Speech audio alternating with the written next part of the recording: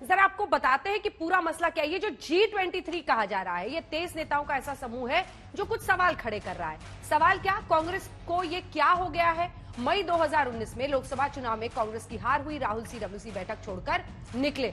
उसके बाद से ये जो ऊहापोह की स्थिति बनी हुई है, सोनिया गांधी कांग्रेस पार्टी की अंतरिम अध्यक्ष है। दरअसल 19 का हमने आपको फसाना बताया, अध्यक्ष बनने के लिए मनाया गया राहुल गांधी को, लेकिन सोनिया गांधी ने इसी शर्त पर हामी भरी कि जल्द से जल्द संगठन के चुनाव के जरिए नया अध्यक्ष चुना जाएगा। तब से अब तक तारीख पर तारीख का सिलसिला चल रहा है। कई वरिष्ठ नेताओं ने G23 का गठन करके बगावती तेवर अख्तियार किए, सवाल खड़े किए। ये सिलसिला तब शुरू हुआ जब 2019 लोकसभा में करारी हार के बाद कांग्रेस कार्य समिति की मई में हुई बैठक में नाराज राहुल गांधी बैठक छोड़कर चले गए। 3 जुलाई 2019 को राहुल गांधी ने अपना अध्यक्ष पद से इस्तीफा ट्विटर पर डाल दिया। 10 अगस्त 2019 में कांग्रेस की कार्य समिति की बैठक में सोनिया गांधी को अंतरिम अध्यक्ष बनाया गया। कांग्रेस कार्य समिति के रेजोल्यूशन में लिखा गया कि वह नए अध्यक्ष चुने जाने तक अंतरिम अध्यक्ष रहेंगी।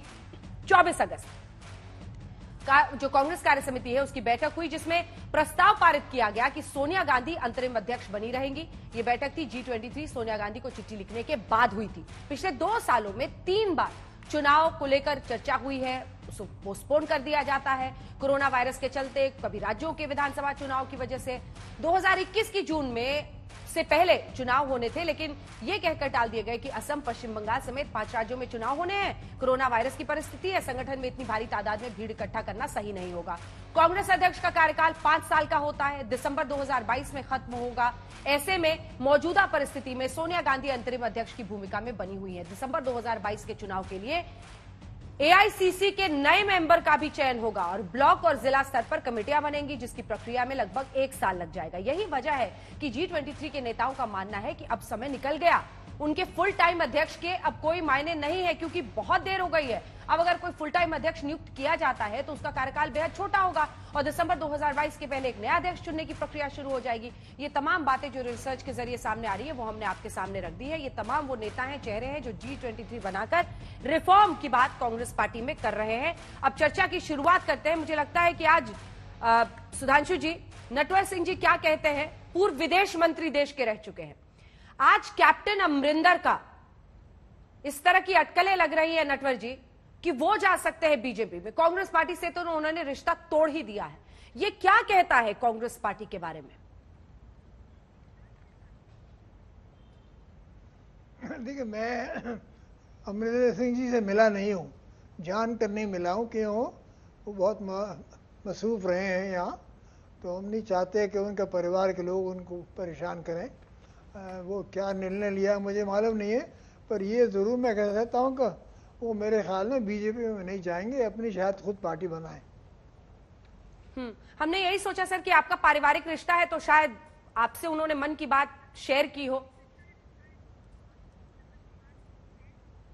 मैं जानकर नहीं किया, मैंने ना मेरी वाइफ ने, तो वो बहुत मसरूफ है यहाँ, तो और तो उनको डिस्टर्ब करना हमने मुनासिब नहीं समझा। पर सर, आप पुराने कांग्रेसी भी हैं। आज जब ऐसी नौबत आ रही है कि कांग्रेस से उन्होंने रिश्ता तोड़ लिया, चुनाव के ऐन पहले जिस तरह की परिस्थिति पंजाब में बनी, उस पर आप क्या कहेंगे?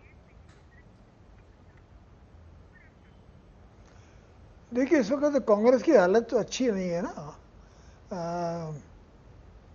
एक जमाना था कि कश्मीर से लेकर कन्याकुमारी तक कांग्रेस का राज था। अब रह गया 3 स्टेट्स के अंदर। अब पंजाब का पता नहीं कि चुनाव में क्या नतीजा निकलेगा, हार भी सकते हैं। तो फिर राजस्थान रह जाएंगे और फिर वो वहाँ झारखंड के पास एक वो है स्टेट, वो रह गई है छत्तीसगढ़। तो ये तो देश के लिए अच्छा नहीं है, क्योंकि छत्तीसगढ़ तो भारतवर्ष को एक पुख्ता कांग्रेस की ज़रूरत है, हमारी डेमोक्रेसी को एक पुख्ता कांग्रेस की ज़रूरत है। क्योंकि इस वक्त तो बीजेपी के खिलाफ कोई विरोधी है ही नहीं। जो कांग्रेस इतनी कमज़ोर पड़ गई है। किसी ज़माने में जब राजीव गांधी जब चुनकर आए थे, मैं उनका के मिनिस्टर था, 430 सीट आई थी। अब 2 साल पहले आई थी 42, अब है 52। तो उससे क्या होता है? और राज्यों में कहीं है नहीं। तो ये देश के लिए अच्छा नहीं है, हमारी डेमोक्रेसी अच्छा नहीं है कि कांग्रेस कमज़ोर हो गई है। आपके अनुभवी नजरों में इसकी वजह क्या दिखाई देती है?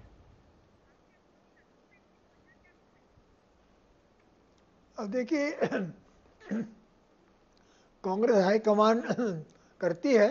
अब कांग्रेस हाईकमान में श्रीमती सोनिया गांधी हैं, श्री राहुल गांधी हैं, श्रीमती प्रियंका वड्रा है। अब यही वर्किंग कमेटी है, पर वर्किंग कमेटी की मीटिंग होती नहीं है। तो गुलाम नबी साहब ने खत लिखा है आज के बुलाइए वर्किंग कमेटी की मीटिंग। तो जब मीटिंग होगी देखिए क्या होता है उसमें। नटवर जी, कपिल सिब्बल ने सीधा कहा है हम जी हजूर 23 नहीं है। क्या आपको भी ये लगता है कि गांधी परिवार और उनके उसके इर्द गिर्द जिस तरह से आज सिमट कर रह गया है कांग्रेस नेतृत्व, तो उन्होंने कहा है कि हेडलेस पार्टी है?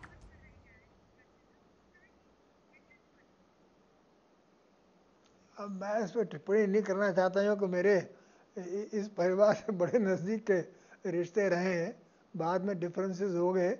पर मैं इनके परिवार को जवाहरलाल जी के ज़माने से जानता हूँ। इंदिरा जी के साथ पाँच साल मैंने काम किया दफ्तर में उनके।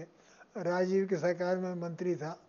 तो मैं कुछ कहना नहीं चाहता इसके बारे में, मगर नवजोत जिम्मेदारी इनकी है कि इसमें कोई दो राय नहीं, हाईकमांड की जिम्मेदारी।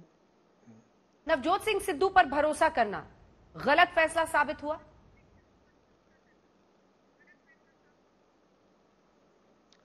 अब देखिए क्या, मुझे तो पता नहीं कि लेटेस्ट सिचुएशन वहाँ क्या है। वो वापस आ गए हैं कि वापस नहीं आए हैं, पर उनको अध्यक्ष बनाया था जहाँ तक मुझे पता है जी। प्रियंका गांधी ने।